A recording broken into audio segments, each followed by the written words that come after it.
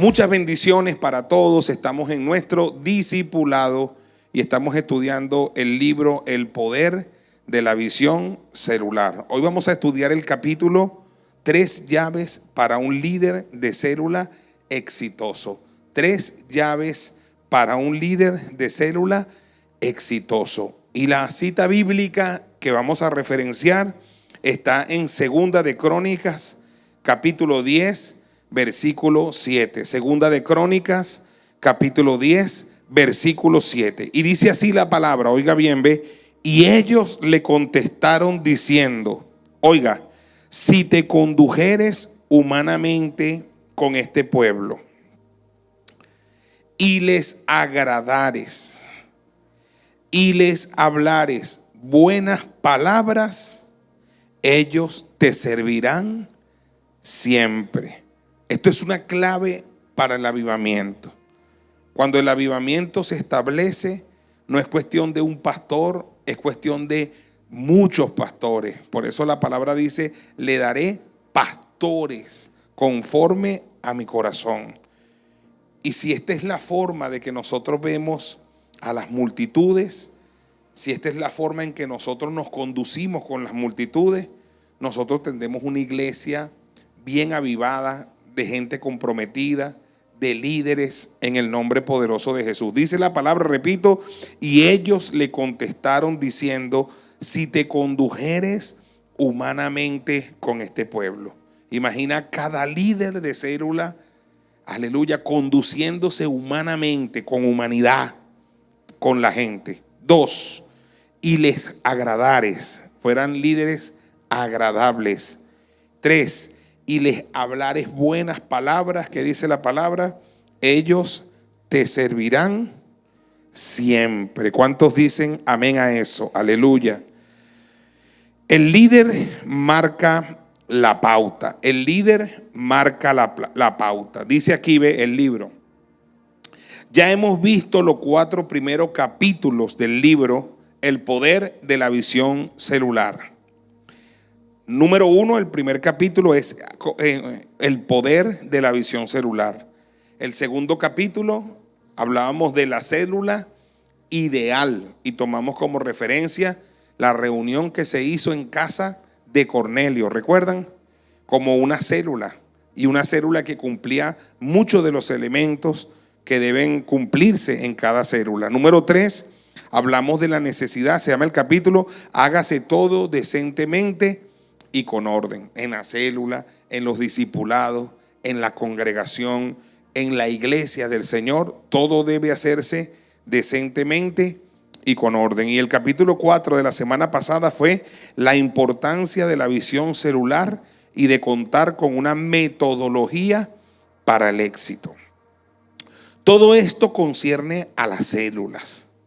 Sin embargo, hay una realidad poderosa en el hecho de que el líder de célula, el asistente del líder y el anfitrión, el dueño de la casa, ¿verdad?, son los que marcan la pauta y el nivel de crecimiento, sostenimiento y multiplicación de la célula. Como lo vimos en el capítulo 3, el líder debe tener ciertas cualidades intrínsecas, como lo son santidad personal, ser una persona de oración y estudio de la palabra. Debe ser una persona que cuide su vida familiar y financiera, ser intachable en cuanto a su relación con la iglesia, el ministerio y los líderes de su iglesia. El líder debe poseer entusiasmo contagioso y debe tener testimonio claro, debe tener dedicación y debe tener disponibilidad de tiempo y de dinero. Debe tener una vida guiada por el Espíritu y debe ser disciplinado, fiel e idóneo en todo. Eso ya lo vimos en los capítulos pasados. Debe procurar el líder crecer en cuanto a lo espiritual, a lo intelectual, a lo emocional, física y socialmente. Pero estas son cualidades y características, óigame, que lo enriquecerán a sí mismo, en su carácter, su desarrollo cristiano, y por supuesto redundarán en el éxito no solo de la célula que dirige, sino también en cualquier área de su vida. Oiga bien esta enseñanza que me parece clave a la luz de lo que ha venido pasando todos estos meses, ¿verdad? En el año del reinicio, que así lo denominamos, donde todo reinició, donde en nuestra convención aniversaria tuvimos nuestra cena de 144, nuestra reunión, donde tuvimos esa cena el día de los 23 aniversarios, el 18 de julio, con los 144 y las 144 lideresas de célula. Luego toda la convención aniversaria y lo que eso trajo a ese refrescamiento a la iglesia, a la visión. Luego el hecho de que estudiamos el libro Los primeros rudimentos de la doctrina de Cristo, ahora el poder de la visión celular. Luego la visita del profeta Donel, ¿verdad? Reina. Y luego ahora el Congreso One, Congreso Juvenil, donde hay tanta profecía sobre la juventud y su crecimiento. Yo no veo jóvenes que están presentes aquí y los que estén viendo la transmisión, yo no veo forma de que esas profecías se cumplan sin la visión celular. La única forma de que una iglesia pueda alcanzar las multitudes es a través de la visión celular. No se trata aquí de un hombre. El avivamiento que nosotros hemos estado promoviendo hace 27 años y el avivamiento que hemos estado clamando y el avivamiento que hemos estado esperando no es de hombres estrellas, no es de un hombre que Dios lo usa, pero que cuando ese hombre se va, el avivamiento se va con ese hombre. El siglo XX y parte del siglo XXI fue testigo de esta clase de grandes hombres y mujeres de Dios, como Kathryn Kuhlman. Hoy una gran mujer de Dios que bajaba el cielo a la tierra, realmente impresionante. Ahora preguntémonos con dolor en el corazón, ¿cuántos discípulos dejó Kathryn Kuhlman? ¿Dónde está la escuela de Kathryn Kuhlman? ¿Dónde está de verdad la gente que se mueve en lo que Kathryn Kuhlman creía? Y lo mismo sucedió con Gigi Ávila. Para nosotros los latinoamericanos, gran hombre de Dios. Tuve el privilegio de crecer con sus mensajes, de cada sábado escucharlo. Los primeros cassettes que uno tuvo fueron los de él. Hombre que llenaba estadios de multitudes. Y tuve el privilegio de verlo aquí en mi iglesia en Caracas, también aquí en Barquisimeto, en el estadio, antes de que partiera con el Señor. Pero ¿a dónde está de verdad, sinceramente, los discípulos de Gigi Ávila? No existen. Porque eran avivamientos de hombres, de personalidades, de particularidades, que al morir ellos, el avivamiento terminó con ellos. Entonces estamos pensando, estamos orando y estamos clamando por un avivamiento real. Y el avivamiento real trasciende una persona, se establece en una generación, pero deja un legado para una próxima generación que con la ayuda del Señor podrá llegar mucho más lejos de lo que llegó el avivamiento con la generación que lo inició. Y mucho de ese avivamiento va a estar y se va a desarrollar porque va a haber empoderamiento y capacitación de líderes genuinos, líderes, hombres que son líderes, mujeres que son lideresas, jóvenes que son líderes, jovencitas que son lideresas del Señor, ancianos, niños que son líderes, que van a liderar el movimiento, que van a traer crecimiento al movimiento, multiplicación, expansión, conquista.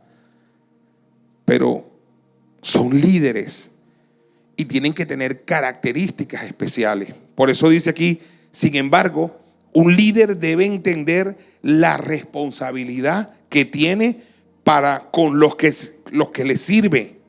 Tienes una responsabilidad con las personas que tú liderizas, o con yo liderizo, para aquellas personas que son sus objetivos a ganar, a consolidar, a discipular y a enviar. Tenemos una responsabilidad con nuestros liderizados.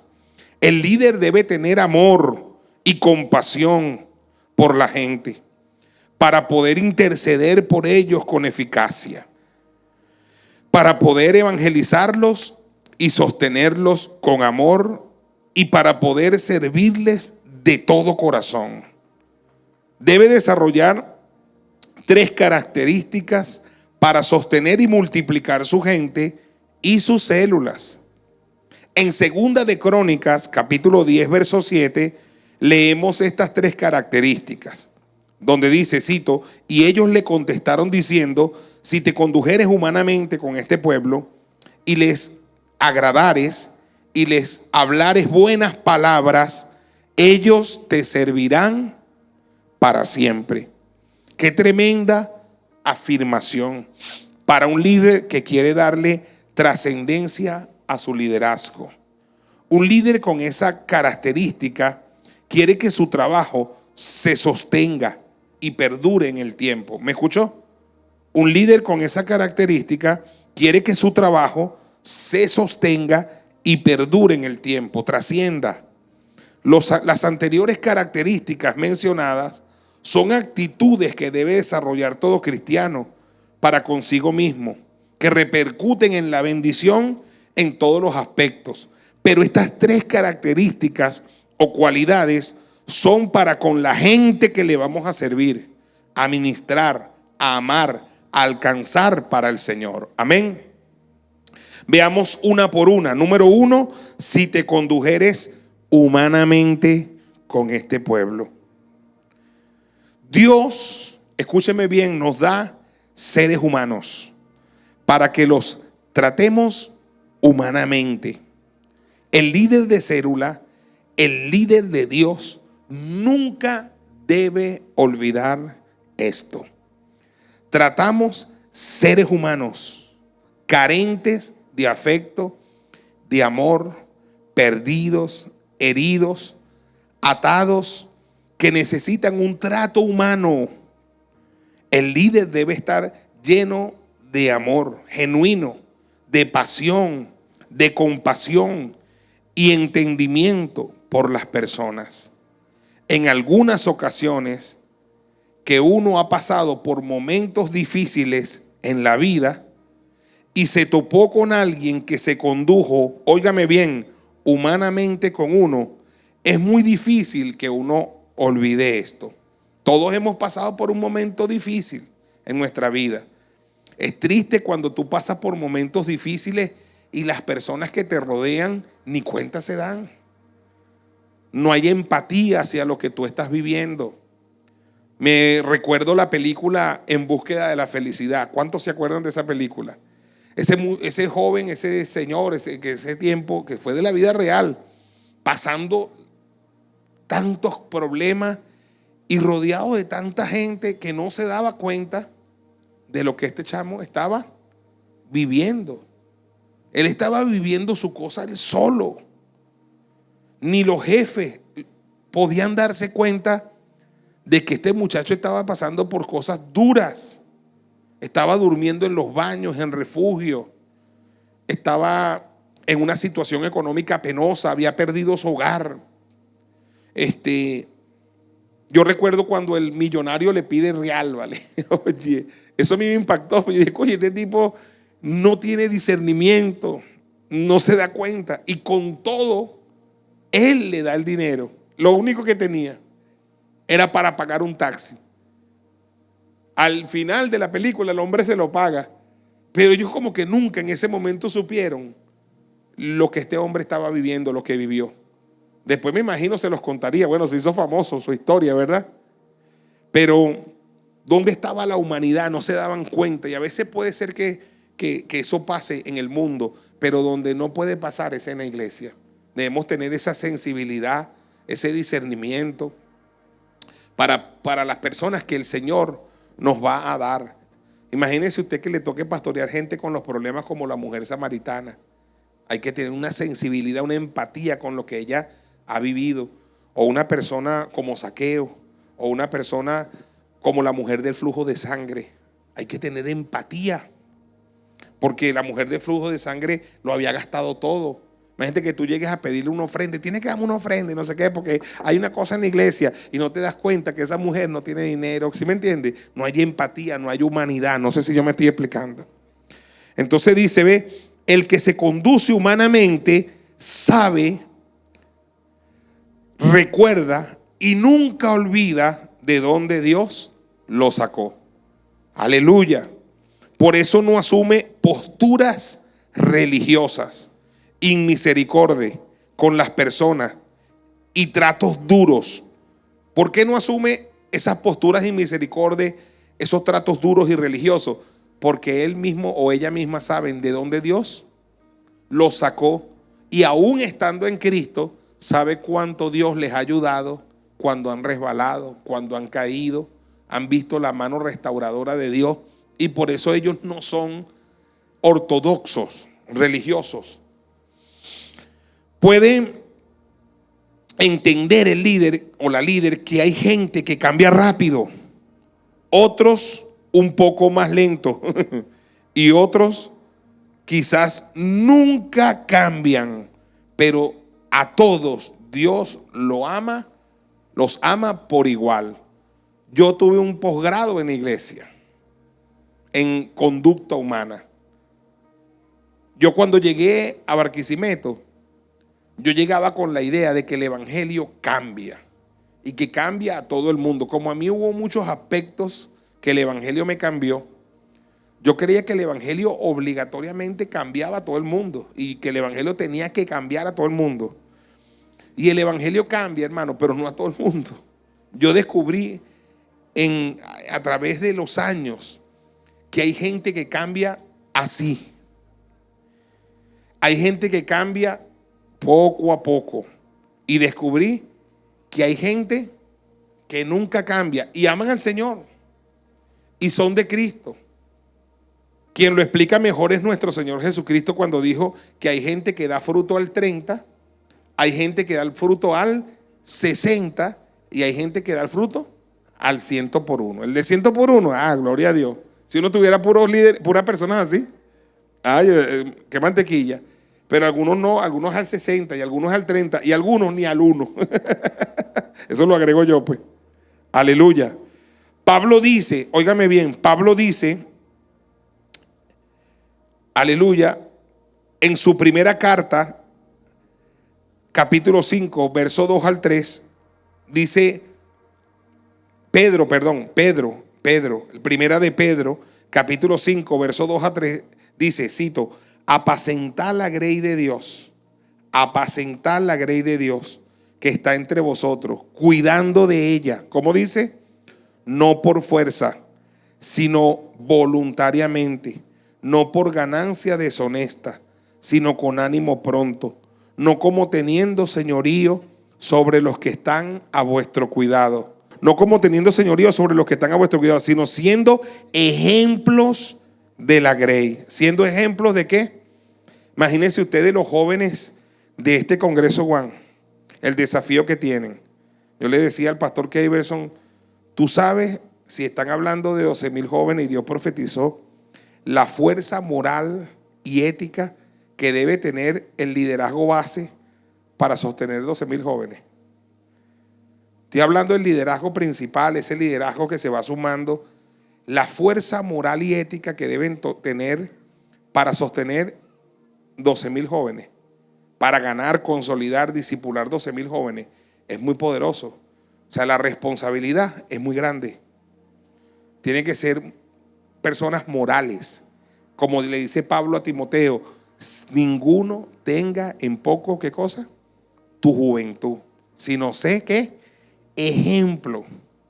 Sé ejemplo en conducta, en amor, en fe, en pureza. Consérvate puro. Eso es para todo el mundo, no. Eso es para Timoteo, porque Timoteo iba a ser nada más y nada menos que el sucesor de Pablo. Y Pablo lo está empoderando, lo está entrenando, pero el liderazgo base de jóvenes de hoy y los líderes que se están formando con ustedes tienen que entender eso. Porque si empiezan a ser impuros y empiezan a dar malos ejemplos a los demás, ¿cómo van a tener un avivamiento? Ese avivamiento se se va por la cloaca, porque se pierde por las impurezas, por la falta de santidad, por la falta de moral, por la falta de ética. Yo no sé si los jóvenes están entendiendo la responsabilidad que Dios les está entregando. Una cosa que decía mi pastor siempre: todo esto es un gran privilegio, sí. Oye, vamos a liderar el avivamiento, vamos a hacer punta de lanza, pero esto también entraña una gran responsabilidad. No sé si yo me estoy explicando. Nos cambia la vida, Raulito. A mí me llamó el Señor cuando yo tenía 25 años de edad, me entregué y me cambió la vida. Y llegué aquí a este lugar cuando tenía 28, 29 años de edad. Joven. Una responsabilidad muy grande para una persona tan joven. ¿Me explico? No es sencillo. Hay que morir, como dice la canción. Es necesario morir. Amén. Cuando yo me convertí al Señor, pude ver con mis ojos el trato inhumano e inmisericordia de muchos líderes con la gente, y cómo le servían a las personas de piedra de tropiezo, mayormente los religiosos. Un día, óigame bien, leyendo la palabra del Señor, me recordó de dónde yo venía. En Tito capítulo 3, verso 3 al 7, cito: porque nosotros también éramos en otro tiempo, ¿qué éramos? Insensatos, ¿qué más? Rebeldes, extraviados, ¿qué más? Esclavos de concupiscencias y de deleites diversos, viviendo en malicia y envidias, aborrecibles y aborreciéndonos unos a otros. Pero cuando se manifestó la bondad de Dios nuestro Salvador y su amor para con los hombres, nos salvó, oiga, no por obra de justicia que nosotros hubiésemos hecho, sino por su misericordia, por el lavamiento de la regeneración y por la renovación del Espíritu Santo, el cual derramó en nosotros abundantemente por Jesucristo nuestro Salvador, para que justificados por su gracia viniésemos a ser herederos conforme a la esperanza de la vida eterna. ¿Qué entendí yo allí? Que uno no podía ser inmisericordia con la gente, porque cuando nosotros llegamos a Cristo no éramos una perita en dulce.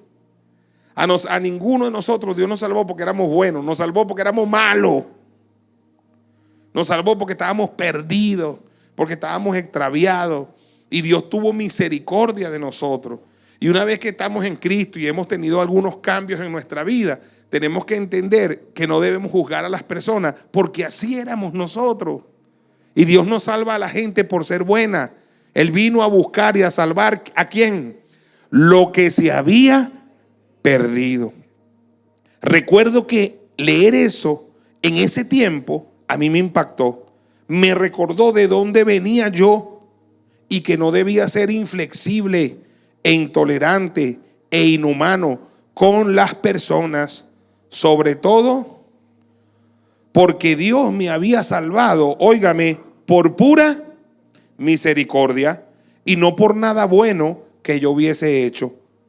Mostrarse y conducirse humanamente es entender a las personas, es ponerse en su lugar, es comprenderlo, es atender sus verdaderas necesidades de todo tipo, espirituales, emocionales, familiares, relacionales y aún financieras, en cuanto esté a nuestro alcance.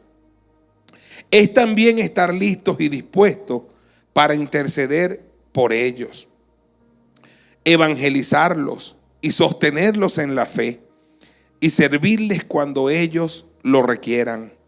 Nadie le servirá nunca a una persona que lo trate inhumanamente por mucho tiempo. En cambio, el trato humano hacia las personas que Dios nos da será un lazo que creará de afectividad y amor, y que nunca nada ni nadie lo podrá romper. Dígame amén y dele un aplauso al Señor. Aleluya.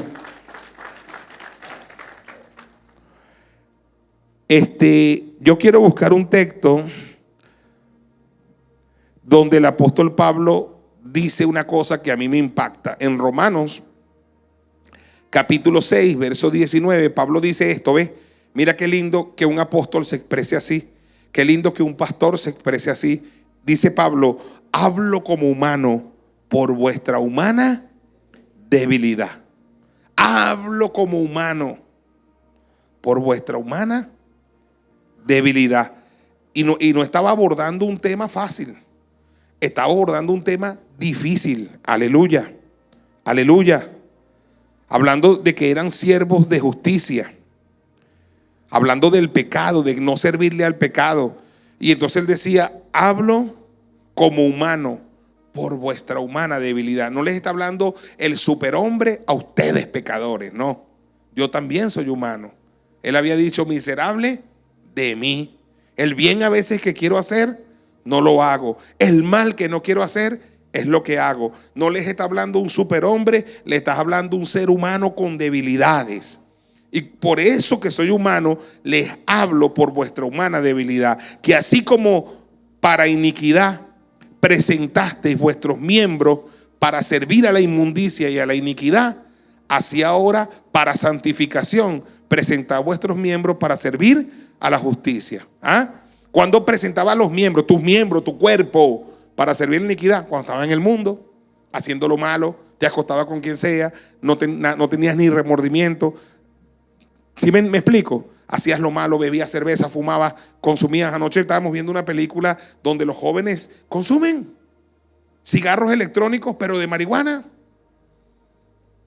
Cigarros electrónicos, pero de marihuana, y se drogan. Y es normal. Ya en esos países de que llaman del primer mundo, ya no se habla de virginidad. Es más, es una raya ser virgen. Ya no se habla de eso. Ya las muchachas tienen relaciones por tenerlas. Y los muchachos tienen relaciones por tenerlas. Entonces tienen sexo desde muy jóvenes, muy pequeñitos, promiscuidad sexual. Fuman marihuana, consumen drogas. No hay ningún problema en esos países. No quiero ni pensar la sociedad que viene detrás de ellos, porque ellos van a tener hijos, ellos van a crear familias.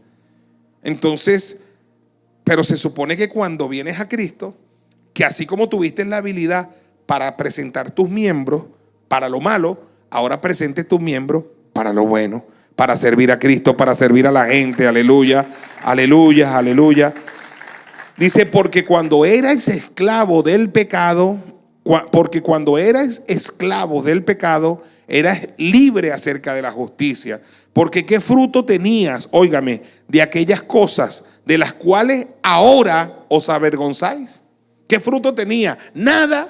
Vacío, dolor, desesperanza, tristeza. ¿Qué fruto tenía de aquellas cosas, de las cosas que hacías? Escúchame, cosas de las cuales ahorita tú te avergüenzas. Yo me avergüenzo de esas cosas. Dice: porque el fin de todas esas cosas es la muerte. Es la muerte. Aleluya. Mas ahora habéis sido libertados del pecado. ¿Cuántos dicen amén? Habéis sido libertados y hechos siervos de Dios. ¿Hechos siervos de quién? De Dios. Pero entonces debe de tener el fruto. Tenéis por vuestro fruto la santificación.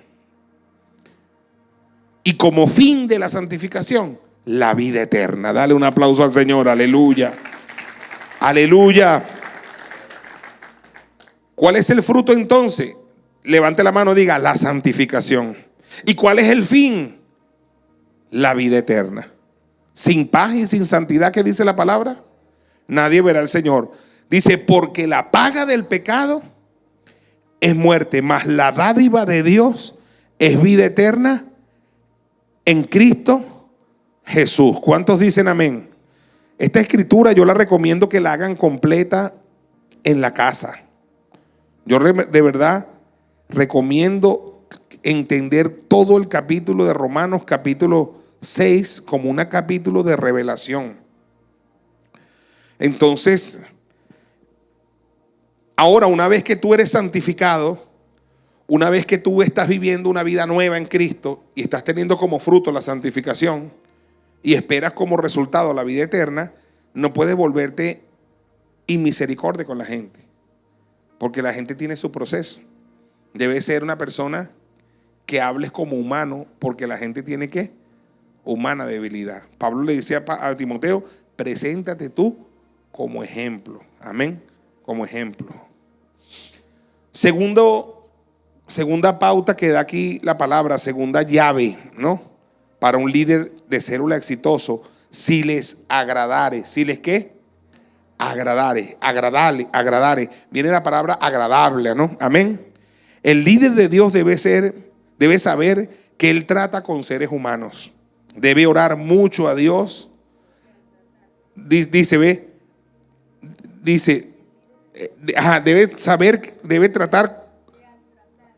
saber que al tratar con seres humanos debe orar mucho a Dios, porque para que él lo dote de la gracia abundante.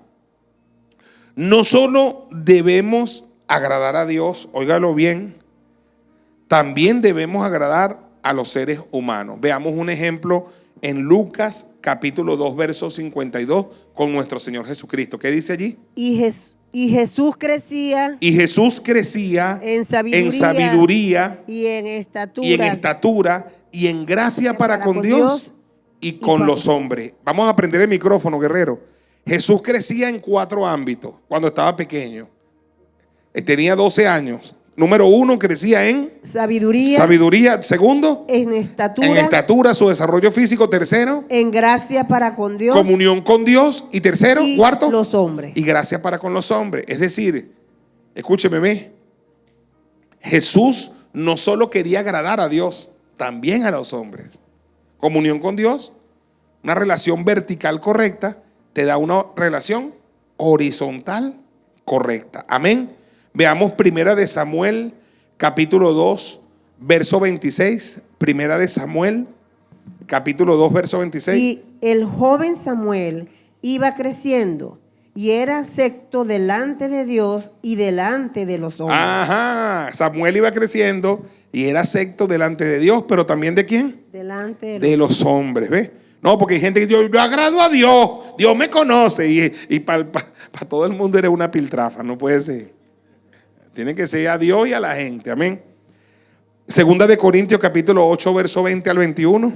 Evitando que nadie nos censure en cuanto a esta ofrenda abundante que administramos, procurando hacer las cosas honradamente, no solo delante del Señor, sino también delante de los hombres. ¿Ve? Están administrando una ofrenda. No, Dios me conoce. No, esto que está correcto delante de Dios, pero también de los hombres. Es que saber rendir cuentas.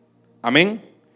Dice, es por ello que no nos gusta que una persona, es por ello que no nos gusta que una persona que no ha pasado por uno o varios encuentros abra célula.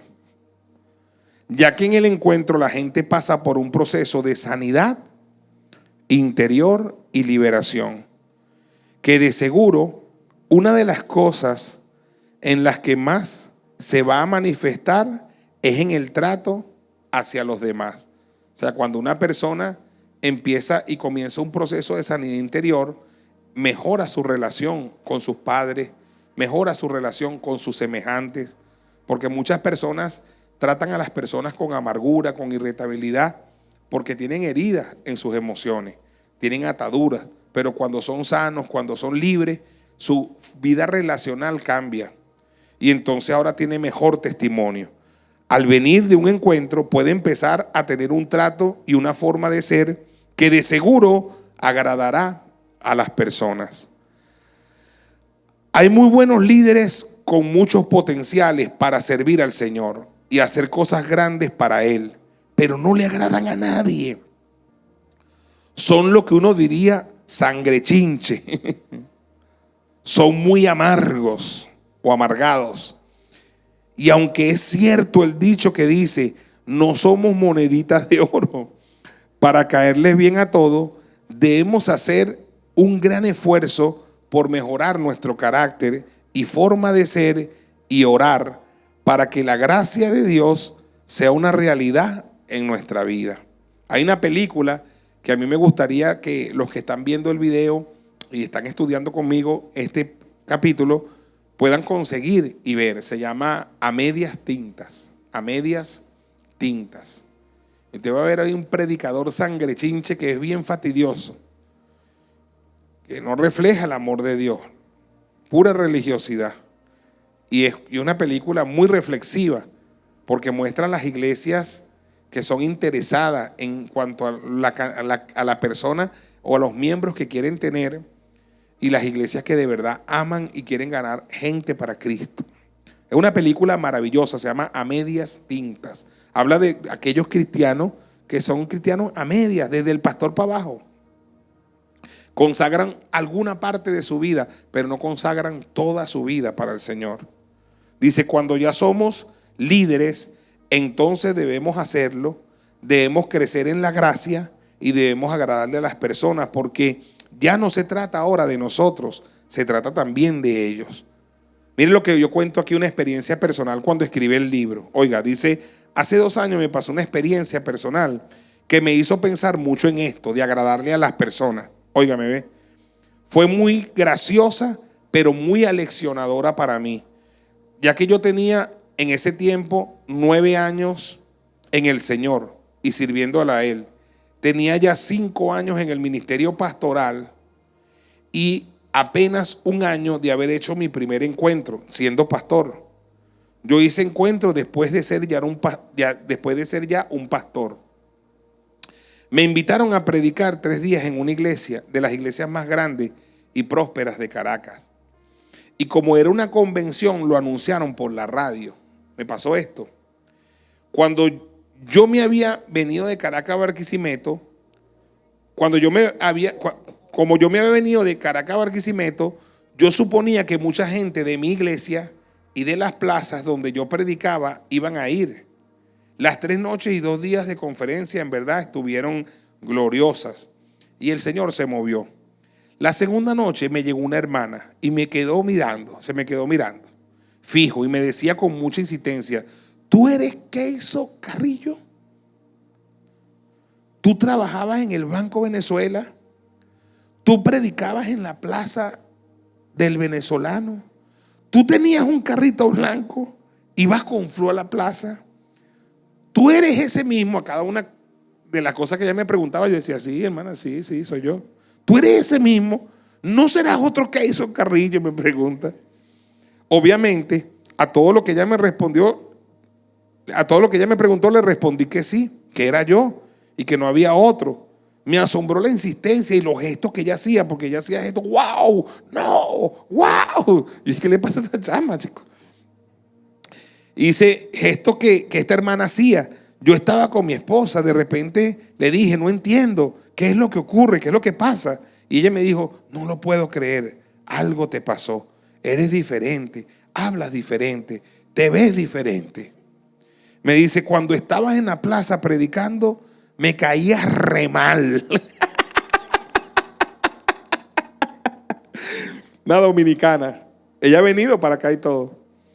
Eras un sangrechinche, etcétera. Me contaba que la noche anterior no pudo dormir de tanto pensar en eso y alababa y daba gracias a Dios. Y su sobrino le preguntaba, ¿qué es lo que te pasa, tía? Y ella le contó todo lo que estaba viendo y oyendo en mí y le decía, si este es el mismo Keyson del banco, de la plaza, Dios hace milagros grandes de verdad.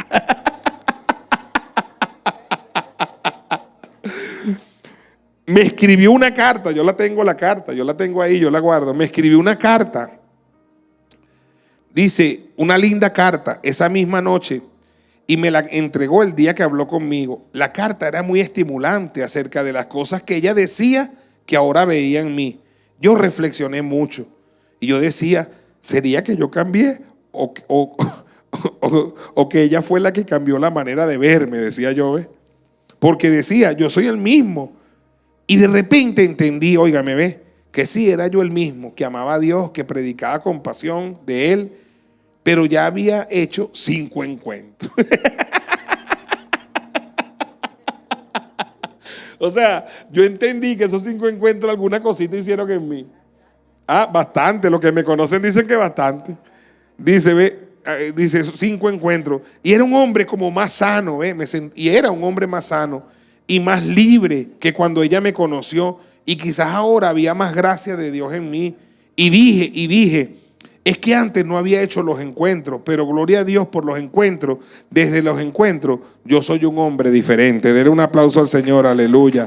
Note, yo no estoy negando que cuando yo me convertí fui salvo, pero los encuentros para mí trajeron tiempos de sanidad interior que las necesitaba y de tiempos de liberación que las necesitaba.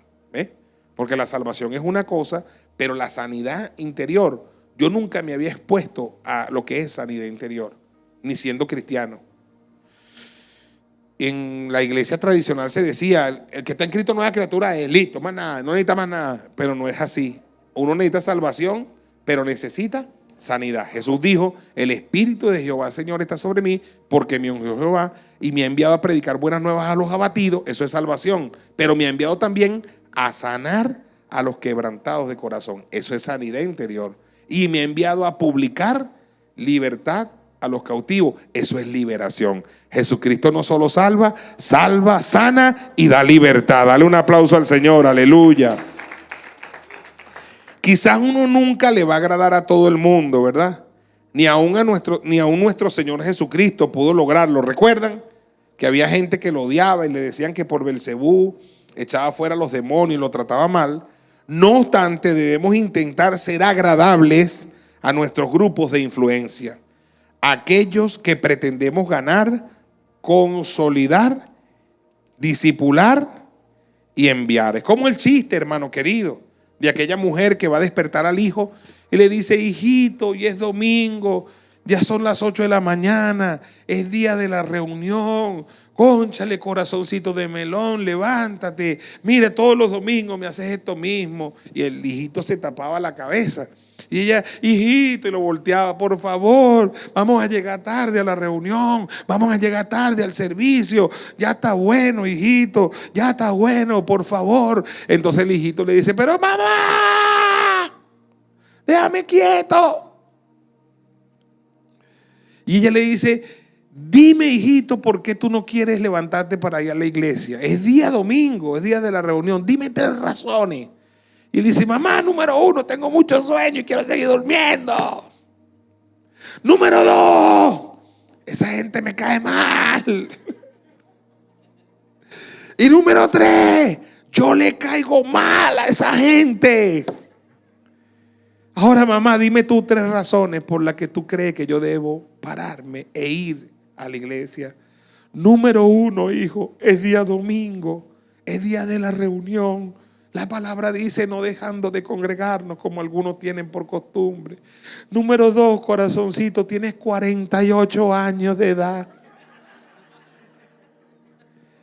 Y número 3, eres el pastor de la iglesia, aleluya.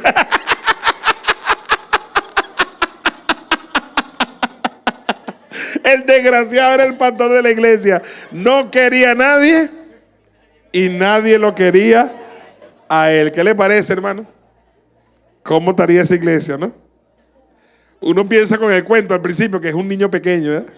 48 años, desgraciado. Número 3, tercera llave. Primera llave: si te condujeres humanamente. Segundo, si les agradares. Tercero, si les hablares buenas palabras. Si uno se conduce humanamente con la gente y les agrada, debe uno saber que esto no es suficiente. Lo que más necesita la gente es la buena palabra. A Jesús lo seguían las multitudes por las buenas palabras que Él les hablaba. Dice Proverbios capítulo 12, verso 18, oiga esto: hay hombres cuyas palabras son como golpes de espada, mas la lengua de los sabios es medicina. Yo declaro que todo líder de célula que se levanta en este ministerio tiene lengua de sabio, una lengua que trae medicina a las vidas. ¿Cuántos dicen amén? En el verso 25 dice: la congoja en el corazón del hombre le abate, mas la buena palabra lo alegra. Aleluya, aleluya. El salmista dice en el Salmo 45:1, esta palabra me gusta: rebosa mi corazón palabra buena. No se llena, rebosa. Y de la abundancia del corazón Habla la boca. ¿Qué salía por la boca del salmista? Palabra buena. Aleluya. Aleluya. Aleluya. La Biblia dice en Primera de Pedro, capítulo 4, verso 11, y Mateo capítulo 12, verso 34, respectivamente, cito, el que habla, hable conforme a la palabra de Dios. Y dice, y de la abundancia del corazón, habla la boca. ¿Cómo poder hablar siempre buena palabra? Primero hay que sacar de nuestro corazón y nuestro vocabulario todo lenguaje y las palabras que no son buenas, y luego hay que meter al corazón la palabra buena. ¿Cuál es esa palabra?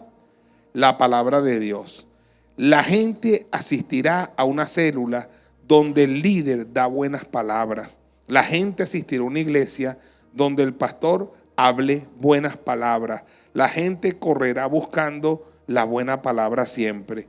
Todo líder de célula debe crecer en esto, día a día, semana a semana, mes a mes y año a año. Todo líder que tenga estas tres características se conduce humanamente, le agrada y le da buena palabra a la gente que Dios le dio. Su célula siempre crecerá, se sostendrá y se multiplicará. Trascenderá en el tiempo y verá a la gente que un día luchó y ganó con esfuerzo, siendo grandes líderes en la obra del Señor. Nunca verá la división ni la deslealtad de ninguno de los miembros de su célula, porque ellos, que dice, le servirán para siempre. Aleluya, aleluya, aleluya. Creo de todo corazón en el avivamiento. El avivamiento tiene dos formas de verse. Emocionalmente, que nos digan, viene avivamiento, y empecemos a brincar, nos arrastremos en el pie. Y otra, que cuando tú oigas eso, reflexiones y pienses en todo lo que te viene por delante. Porque oye, el labrador, para participar de los frutos, debe trabajar primero. Considera lo que te digo y que el Señor te dé entendimiento en todo. Cuando nosotros oigamos ese tipo de profecía, ese tipo de palabras, digamos amén, pero empecemos a sembrar y a regar, porque yo sembré, Apolo regó, y el crecimiento ¿quién lo da? Pero hay que sembrar y hay que regar, hay que trabajar. Jesucristo nuestro Señor dijo, ustedes creen que faltan 4 meses para que llegue la siega, alcen los ojos y miren, ya la cosecha está ¿qué? Lista. Pero hay que trabajar, hay que labrar la tierra, hay que trabajar duro. Hay gente que es muy emocionalista con esto de los avivamientos. Los avivamientos son producto de un liderazgo que se compromete, de un liderazgo que crece, de un liderazgo que se santifica, de un liderazgo que se consagra para Dios y que trabaja y trabaja mucho. No hay avivamiento sin mucho trabajo, sin mucho esfuerzo. Nosotros nos gusta la palabra que dice, el yugo se pudrirá ¿qué? ¿A causa de qué? De la unción. ¿Y de qué estamos hablando? ¿De qué estamos hablando? ¿Sabe usted a qué yugo se refiere? El yugo es algo que le ponen a dos bueyes sobre ellos. Uno de los bueyes es un buey viejo con experiencia, el otro es un buey joven, y los enyugan para que el buey viejo obligue al buey joven a hacer lo que no quiere hacer, a trabajar, a arar la tierra, a preparar la tierra. Y entonces si el buey viejo se doblega, el buey joven se doblega. Pero escúcheme, de pronto, cuando la palabra dice que el yugo se pudrirá a causa de la unción, es porque de tantos ellos arar la tierra y trabajar, ellos empiezan a sudar. Y empieza a salir como una especie de sudor que es como aceite, aceitoso. Y el yugo se empieza ¿qué? A podrir de tanto trabajo. O sea que cuando nosotros hablamos del aceitico es por trabajo y más trabajo. Y de repente se quiebra el yugo. ¿Ves? El yugo se quiebra por la unción, por el aceite. Pero la unción y el aceite viene por el esfuerzo y por el trabajo. Es por eso que a la generación de conquista, Dios le dice, esfuérzate y ¿qué? Y sé valiente. Mira que te mando que te esfuerces y sea valiente. Aleluya. No temas, no desmayes, porque tu Dios estará contigo. No es una cuestión de que salieron de la tierra prometida y le van a entregar salieron de la tierra de Egipto y le van a entregar la tierra prometida así sabrosito. No, hay que trabajar, hay que esforzarse. Josué tuvo la habilidad de reunir a toda esa generación, Pastor Martín, y fijarse que 40 años en el desierto le dejó una amarga experiencia. Porque una de las cosas que ellos tuvieron que hacer fue enterrar a la vieja generación, a muchos generales de guerra, a mucha gente que eran los líderes de la vieja generación. Miles y miles de personas murieron en el desierto y la nueva generación los enterró. Fue una de las tareas más penosas que ellos vivieron. Y Josué se da cuenta que antes de entrar a la tierra prometida ya todo estaba dicho. Moisés ya le había empoderado, ya le había hablado, ya Dios le habló a Josué.